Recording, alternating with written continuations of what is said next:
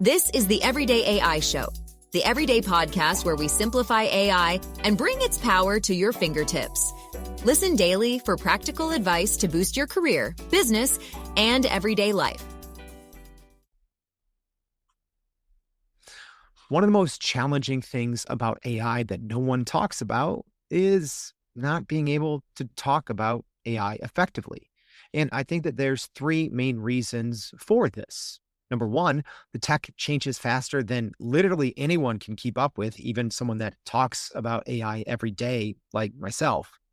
Two, companies don't train their employees. And three, it's kind of the summation of those parts. There's a huge gap between what people know about AI and what the models are capable of and can actually accomplish. And so much of this can be solved by talking about it, but therein lies the problem. AI is a mystery wrapped up in ever-changing jargon. So we're kicking off volume 2 of our Start Here series, where we're going to karate chop the AI jargon in the jugular and break down the basics of AI language and lingo that every business leader needs to know in 2026. All right, I'm excited. Let's get into it. Welcome to our Start Here series and Everyday AI. So this brand new series is our essential beginner and advanced AI overviews to help you launch your year strong. So if one of your big goals is to double down or to just better learn AI, this new Start Here series is for you. All right. So if you haven't already, please go to starthereseries.com. Yeah, new URL. There you're going to be forwarded straight to a sign up page to get free access to our Inner Circle community. And not only will you get instant access to our Prime Prompt Polished ChatGPT prompt engineering course, but you will also get access to the Start Here series. So whether you're listening to this in mid-January or sometime in March, we're going to be putting the recap of every single Start Here series episode inside the community there, so you can listen to them all in order. All right. And if you are brand new, make sure you go listen to the first series of this, which was episode 691 or volume 1 in the Start Here series, which was generative AI, how it works and why it matters in 2026 more than ever. All right. If you're new, Everyday AI, it's a daily live stream podcast and free daily newsletter, but I've done like 700 episodes. And the most common question I get is, where do I start? That's the whole reason that we're doing this series. So let's cut the jargon down, shall we? We're going to get straight into it. So don't worry, this isn't going to be a super boring run through of random vocabulary words. One thing that I've realized that I kind of have a knack for over the years is almost being a translator, right? And like literally there's an instance. I was working with a pretty big company, right? Doing like $20 billion in revenue. And I was sitting with their C-suite and I was sitting with their head of AI. And it seemed like sometimes these two sides weren't speaking the same language. And that's because there's so much jargon. And because, like I said, kind of that capabilities and understanding gap. And that's really what I've learned to do by doing this show over the last 3 years, is connecting those two. So whether you are that highly technical person, who understands all these terms, hopefully this will help you understand where the non-technical business leaders are coming from. And for our non-technical business leaders, hopefully this serves as a nice foundational look at the language and lingo you need to know to, talk about it. Let's start where we do. AI is not going anywhere. It's here to stay. All right. We went over that in the first episode, but it's worth repeating. ChatGPT, when it launched in November 2022, it was literally world-breaking technology. No one had ever seen anything like it before, not just its capabilities, but also the sheer numbers. Right. They had 100 million users within 2 months after launch, and ChatGPT now has nearly 900 million weekly active users. I think officially still at the 800 million weekly active users, and 40% of Americans use generative AI in just 2 years. For comparison, it took the internet like 5 times as long to get that number of people actually using it. And I think, honestly, ChatGPT's overwhelming popularity is one of the reasons that we have this huge capability divide, right? Do you know, as an example, you can give a single prompt to a large language model like Claude or ChatGPT, I think are probably the two best at it right now. And they can go research the web. They can, personalize things for you. They can grab images. They can put together spreadsheets that you can actually download, PowerPoints that look really good, right? All in one prompt, right? Most people don't know that, right? Unless you listen to this show, then you probably do. Most people think AI is just a chatbot. It's not. It is something that is completing economically valuable work at a rate higher than human experts. And recent benchmarks show that according to blind studies. So essentially, yesterday's expert is today's beginner. And that is how quickly things change, because your technical teams now are probably just spitting out things like tokens and, MCP and RAG and vector databases and Ralph Wiggum's, right? Like, it's this misunderstood jargon that just drives waste. It stalls pilots, and the vocabulary shifts faster than anyone can track. To get it right, you require the right words. All right. There is a reason why this is volume 2 in our Start Here series, because number one, we set the foundation. We said, here is generative AI. Here's why it's not going away. Here's why you need to invest in it.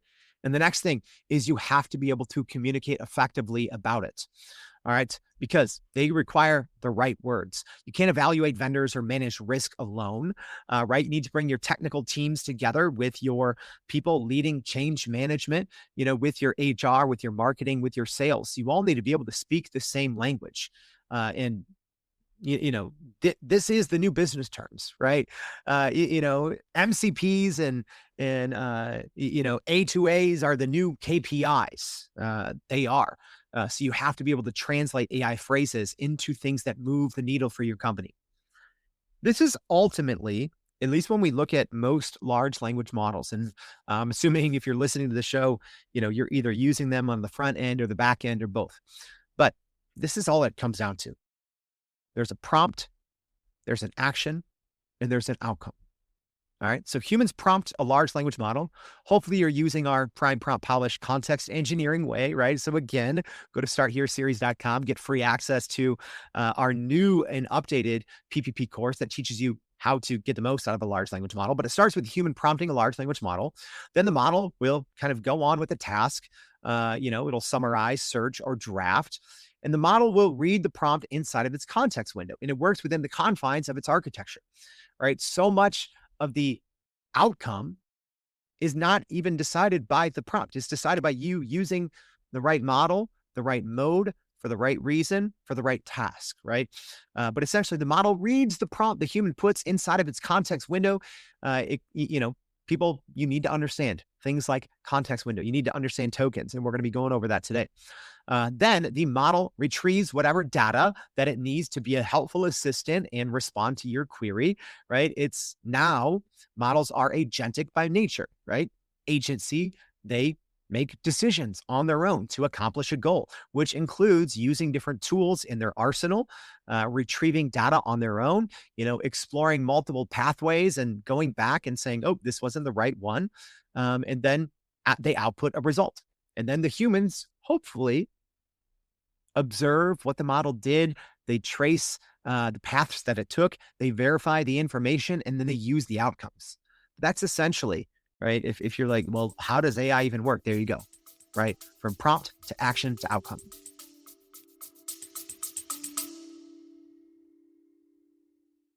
Are you still running in circles trying to figure out how to actually grow your business with AI? Maybe your company has been tinkering with large language models for a year or more, but can't really get traction to find ROI on Gen AI. Hey, this is Jordan Wilson, host of this very podcast.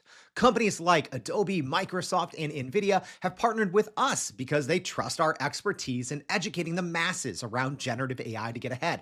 And some of the most innovative companies in the country hire us to help with their AI strategy and to train hundreds of their employees on how to use Gen AI. So whether you're looking for ChatGPT training for thousands or just need help building your front-end AI strategy, you can partner with us too. just like some of the biggest companies in the world do. Go to youreverydayai.com/partner to get in contact with our team, or you can just click on the partner section of our website.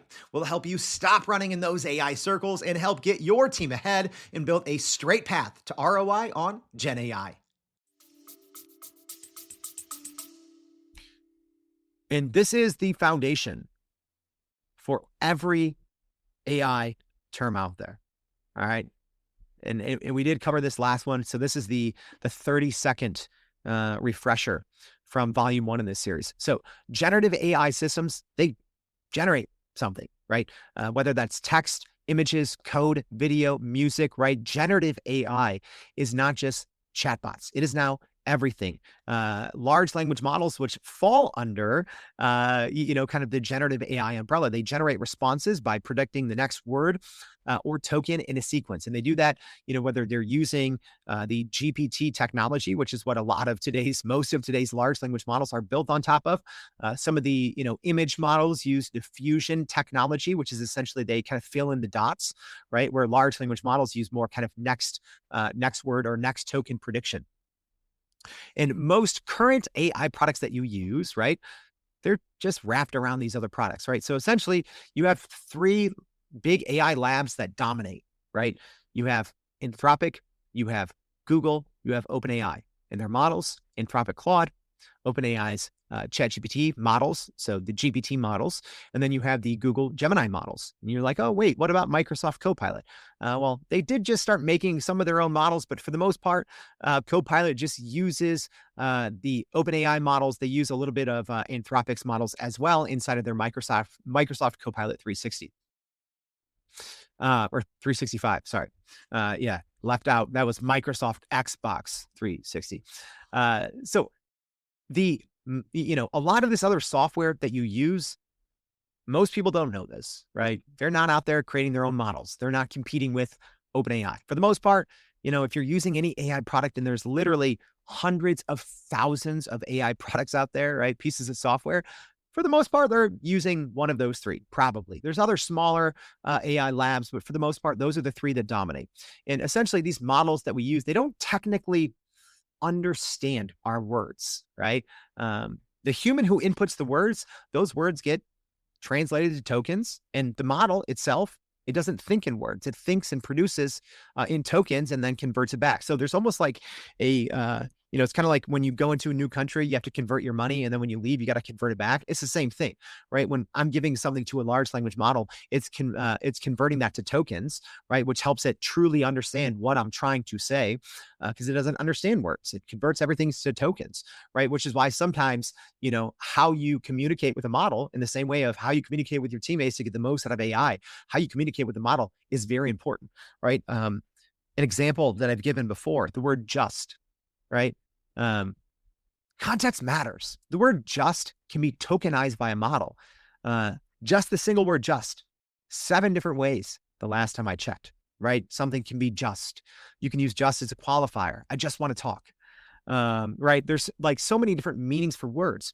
In the same way that when you're young and you're learning whatever language that you learn, different words can mean different things. And it's the words surrounding those words that give context and help us understand. So large language models, kind of the same thing, but instead of the words around, it's the tokens around. So let's talk about those tokens and context windows. This is important. Tokens are essentially text chunks, right? So they're about 4 characters each. So a word could be anywhere from 1 to, up to a handful of tokens, and they're used to measure input and output length. So when you have a conversation with a large language model, like I said, everything gets put into tokens. And I like to think of, an easy way to think about it is a hard drive, right? Except let's think of a hard drive worked a different way, right? Right now, if you're trying to download a file and your hard drive's full, it just says, oh, it's full. A context window is like a hard drive, but the difference is it's automatically going to keep working. And instead of saying, hey, the context window is full, it's just going to kick out the first thing that you put in, right? And a lot of times, the first thing that you put into a large language model is the most important, right? It's saying, hey, here's the most important information. Here's what I want you to do for me. And then if you keep working with that, keep spinning tokens back and forth with that large language model, eventually the hard drive is going to get full, except it's not going to say hard drive's full. It's just going to forget the first things you said. That's a context window. And then parameters. Parameters are important to understand about large language models as well. Essentially, these are the neural network connections of a model. The more parameters it has, the more power, right? You can think of parameters kind of like horsepower of a car, right? There's more capability of these models that have more parameters, but there's higher computational costs in resource usage, right? So large language models, I think, are actually getting smaller. A lot of times companies don't say how many parameters there are, but, kind of the last widely reported one we knew about was the GPT-4 architecture from OpenAI that had about 2 trillion, reportedly 2 trillion parameters. So that's a lot. I've always said for a long time, large language models are going to get smaller. And in the long run, I think most people are going to be using more small language models. We've even seen that a ton in the last week or two. A lot of specialized models from the big companies, right? For things like translation, medical, finance, right? The big AI labs are starting to put out very, very small models. I do think the future, there's going to be, OpenAI will have thousands or tens of thousands of models, and they'll be spitting them out faster than we can even keep up with, right? But anyways, parameters is capability. Now, let's talk about some dorky things, all right? And if you are a beginner, forgive me, because for our more intermediate people or people who just need a reminder, we really have to understand data, right? So RAG is probably a business term that you should know.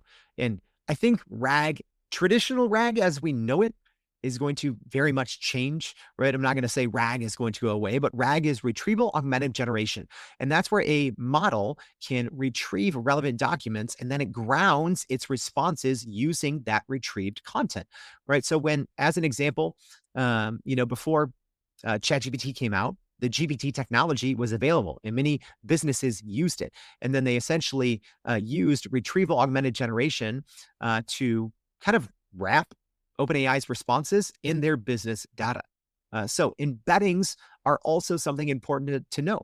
So these embeddings are kind of like group of data, or turns text into vector embeddings, allowing for efficient similarity search in a vector database. All right, this one is a little bit more difficult to talk about, right? I'll probably in the Start Here series in our community there, I'll probably put a couple graphics, but it's a little hard to explain on a podcast without doing a deep dive, right?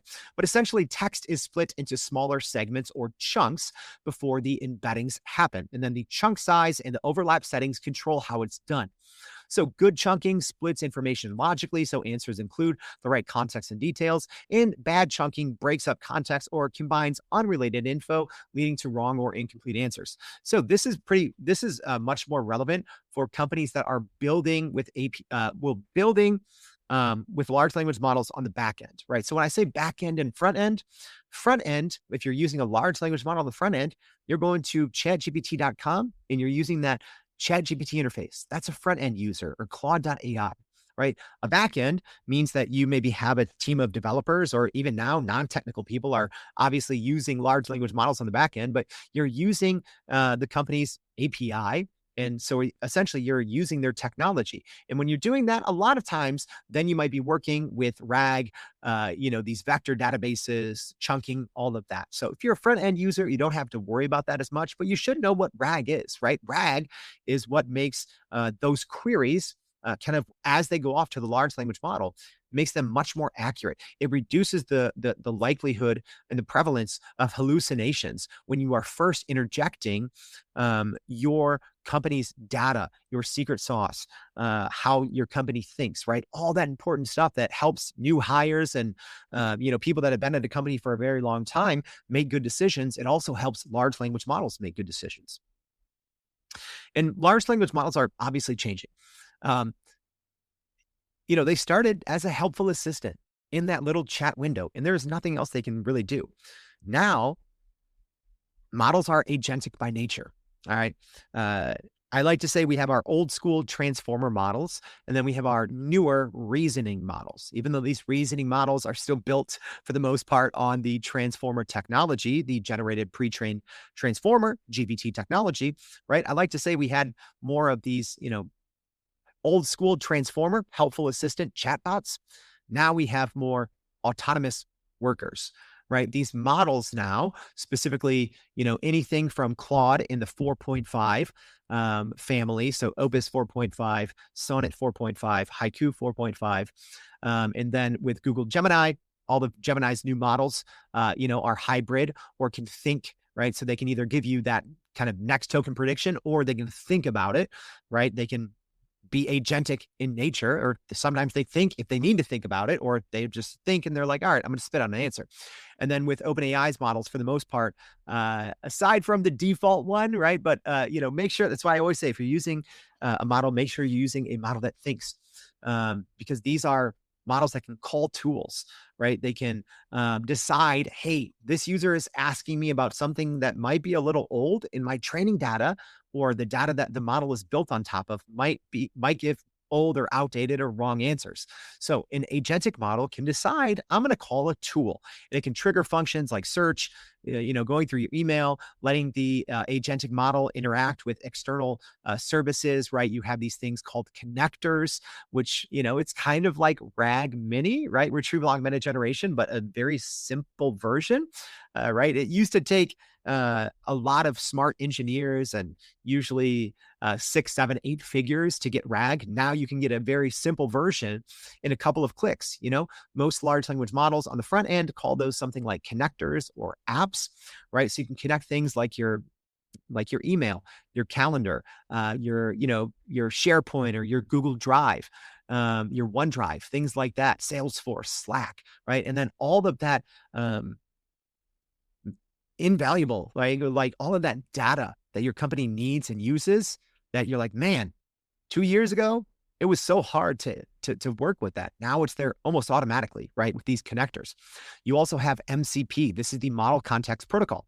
And this is a technology that was first invented and popularized by Anthropic, but the rest of the industry has adopted it, which is great. One thing about the AI industry, it's weird. They all kind of work together, right? So even as an example, I was just talking about connectors. If you're a Google organization and you use Gmail and Google Drive, you can technically use those connectors inside OpenAI's products. You can use it inside Microsoft's products, inside Claude's products. So in the same way that MCP is kind of this, it's kind of like how the internet talks to, websites can talk to each other with APIs. This is kind of how AI tools can talk to each other with MCPs. So the Model Context Protocol is definitely the most popular one. There's a handful of other ones that are widely used and widely adopted, but for the most part, these models have essentially languages that they can talk to each other. So you don't have to, send it from an AI system to a website to use the website's API to go to another website to then send it to a model, right? So it's just a direct connection. The MCP connection allows different AI models to talk to each other, or different AI tools. And then scaffolding. So if you've ever heard of the word scaffolding, I say it a little, I try not to, just because I don't want to confuse any people, but that essentially defines the structure that agents use to chain together multiple steps or tools for more complex workflows. So, sometimes, honestly, like the models themselves can all be fairly similar, right? If you look at the benchmarks, they're, 0.1% from, each other. A lot of times it's the scaffolding, right? It's how the model actually works and how it's able to successfully or unsuccessfully use all these different tools that it has at its disposal. So the large language models have largely gone from helpful AI assistants that were powered by older, slower models that hallucinated a lot. Now the models themselves are agentic by nature, and they can use tools, and you can connect to your business's dynamic data. But there's risks, and you need to know them. Hallucinations, probably a word most people have heard of, but it's essentially a lie. right? Or a false statement or a half truth that's put out there very confidently, right? But if you do know the basics of context engineering, so if you've taken our free Prime Prompt Polish course and our free Prime Prompt Polish, can't speak, Prime Prompt Polish Pro course, you know the basics of context engineering and your hallucination rate is going to go down. But if you're using the right model and if you know the basics of prompt engineering and sharing your company's context, hallucinations are, I'm not going to say they're gone, but they're essentially gone, right? People overlook that. If you know what you're doing, if you're using the right model, if you're connecting in your company's data, if you're looking at the chain of thought, doing basic observability, human in the loop, even lazy human in the loop, hallucinations are down to about zero.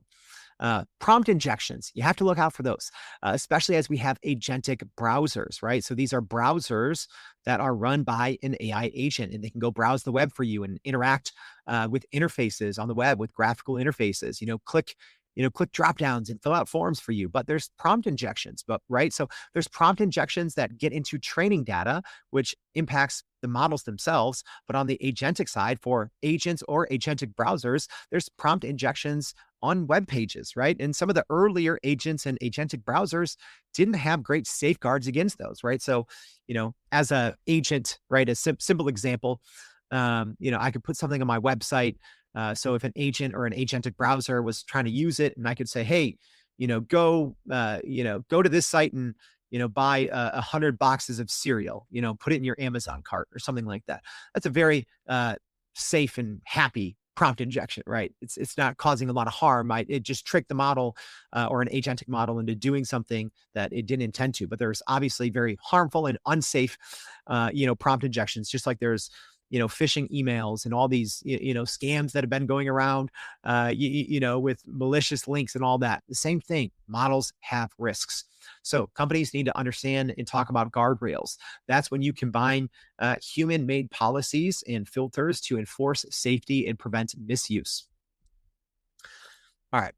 So this is kind of the translation playbook. All right. So in the future, we might be updating this, right? If we keep these Start Here series going on for a longer time. So make sure, I always say, check the show notes of this show. So if you're listening on the podcast, we're going to always keep the show notes updated. And in the community, in which you get free access to by going to starthereseries.com, we're going to keep the resources there updated as well. So there's always going to be new terminology. Some of the terminology is going to change, right? Like as an example, the definition of artificial general intelligence changes every month, right? By definitions from 10 years ago, we're well past AGI, but how people define it today, maybe we're not there. So we're going to keep the definitions up to date in our community. We're going to have a little AI translation playbook, but you need to ask yourself these questions. All right, I'm going to go back to how I started. The technical people and the non-technical business leaders. These are the questions that you need to be asking yourself out loud when it comes to using AI and understanding it and hopefully closing that capability and education gap. Number one, what's the problem we're trying to solve and what's our current costs associated with that solution, right? People overlook that. I'm like, when people are trying to, calculate ROI on Gen AI, right? I always ask, okay, what's your current cost on this? And they're like, okay, well, we have this piece of software. No, how much time is spent? No clue. You have to understand what your current costs are. Next questions. What model, data, tools, and who approves? You have to go through those. Next, how can we responsibly run the fastest sprint possible with measurement and evaluation, with proper QA? You need to go fast. You have to be careful. But you have to go as quickly as possible while still being careful while you're implementing AI. Because if you're too slow and if you take a pilot slow and if you're not building modularly, right, now all of a sudden you did a year-long pilot. Oh, wait, that original model you started with that was the best model in the world is now the 50th best model and is bad. And now you're putting yourself at a disadvantage. You can't treat AI implementation in the same way that we've treated tech implementation for the past few decades. You need to ask, what are the hallucination risks, the security risks, and the costs? And then last but not least, you always need to require receipts, the observability, traceability, expert-driven loops. We don't need lazy human in the loop. Logs, defining the scope, and getting your evaluations first. You have to understand what you're going after to be able to measure it and go and, understand the evaluations in the process. All right, so now that's it. You now have the foundation for the rest of the Start Here series. All right, we went over what the heck is generative AI, how do large language models work, and why it's the future of work. And now you have the language and the lingo down. All right, so what I want you to do, sit down with your people. You need to get a 30-day plan. You need to be able to sprint. You need to understand how you're going to deal with mistakes. And then later you can go into the RAG, deep dive, ROI, security scale, all this stuff. But you have to set, here's where we are. Here's where we want to go. Figure out what's going to happen in between. But you have to keep up to date with the language and the lingo. Otherwise, your plan is going to fall apart. All right, one way it's not going to fall apart, go listen to episode 628, very much so related to this episode. So that is, what's the best large language model for your team? 7 steps to evaluate and create ROI for AI. All right, I hope this was helpful. Now you know the AI without the jargon, the AI language every business leader needs to live by in 2026. All right. If this was helpful, please go to starthereseries.com. That's going to take you and give you free access to our Inner Circle community, where not only can you go and check all of our Start Here series on the web, right? Or if on the mobile app, if that's what you want to do. But you're going to be signed up for our free daily newsletter as well. And you can go take our free Prime Prompt Polish context engineering course. All right. Thank you for tuning in. I hope to see you back tomorrow and every day for more Everyday AI. Thanks, all. And that's a wrap for today's edition of Everyday AI. Thanks for joining us. If you enjoyed this episode, please subscribe and leave us a rating. It helps keep us going. For a little more AI magic, visit youreverydayai.com and sign up to our daily newsletter so you don't get left behind. Go break some barriers, and we'll see you next time.